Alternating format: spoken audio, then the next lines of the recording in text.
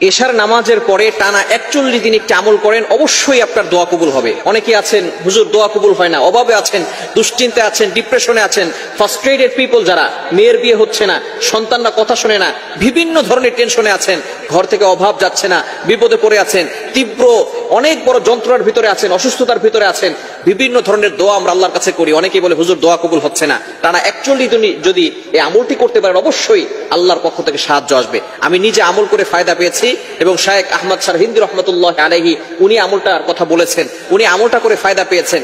বিশেষ করে অনেকেই কঠিন বিপদের ভিতরে পড়ে থাকেন, এই আমলটি করে যদি আপনি দোয়া করতে পারেন টানা 41 দিন, এশারের নামাজের পরে আমলটি যদি করেন, বিশেষ করে ঘরের ভিতরে অনেক সময় অশান্তি আছে, স্বামী স্ত্রী একসাথে বসে আমলটি করবেন। বিশেষ করে অনেক সময় সন্তানরা কথা শোনে না, বারবার সন্তান বিপথে চলে যায়, আপনি সন্তানকে বলেন ডান পথে চলতে, সন্তান চলে যায় বাম পথে। বিভিন্ন ধরনের বিপদ আমাদের সমাজের ভিতরে আছে না নাই? এই যত ধরনের বিপদ আছে না কেন, যত ধরনের বিপদ নিয়ে আপনি আল্লাহর কাছে দোয়া করবেন, সকল ধরনের দোয়া আল্লাহ পাক রব্বুল আলামিন আপনার জন্য অ্যাকসেপ্ট করবেন। তবে হারাম দোয়া আল্লাহর কাছে করা যাবে না।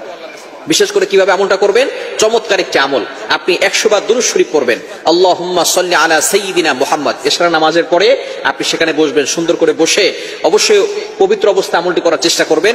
আপনি এশারের পরে নামাজ পড়ার পরে সেখানে বসে পশ্চিম দিকে ফিরেই আপনি 100 বার দুরূদ শরীফ পড়বেন, আল্লাহুম্মা সাল্লি আলা সাইয়্যিদিনা মুহাম্মদ।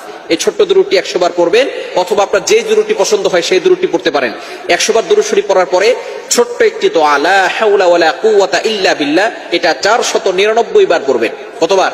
লা হাওলা ওয়ালা কুওয়াতা ইল্লা বিল্লাহ 499 বার পড়বেন। এবং লা হাওলা ওয়ালা কুওয়াতা ইল্লা বিল্লাহিল আলিয়্যিল আযীম, এটা একবার পড়বেন। এরপরে আপনি আল্লাহর কাছে দোয়া করবেন।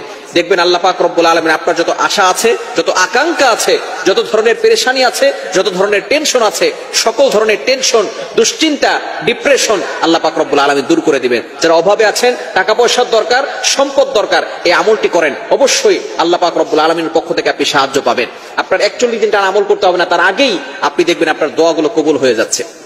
বিশেষ করে আমরা দোয়া কিভাবে আল্লাহর কাছে করতে হয় সেটাই আমরা জানি না। বিশেষ করে অবশ্যই হারাম থেকে দূরে সরে আসতে হবে। হারাম খেলে কিন্তু আপনার কোনো দোয়াই কবুল হবে না, যেই আমলই করেন না কেন কোনো দোয়াই কবুল হবে না।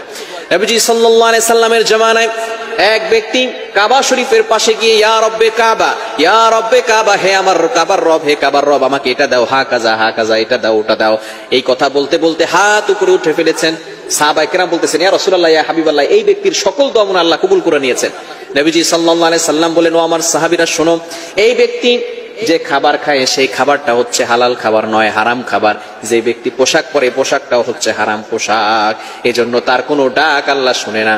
এজন্য হারাম থেকে আমাদেরকে দূরে সরে আসতে হবে। হারাম খাওয়া যাবে না। হালাল খাবেন, অল্প খান। আপনার প্রতিদিন মুরগির গোশত খেতে হবে না, প্রতিদিন গরু খেতে হবে না, প্রতিদিন আপনাকে ভালো ভালো খাবার খেতে হবে না।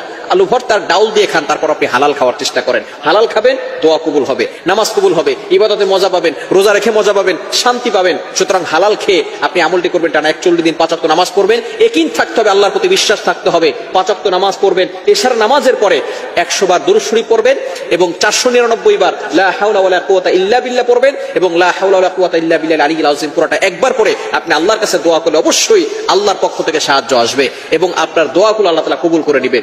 সকল ধরনের বিপদ থেকে আল্লাহ তাআলা হেফাজত করবেন। আল্লাহ তাআলা আমাদের সকলকে এই আমলটি করার তৌফিক দান করেন।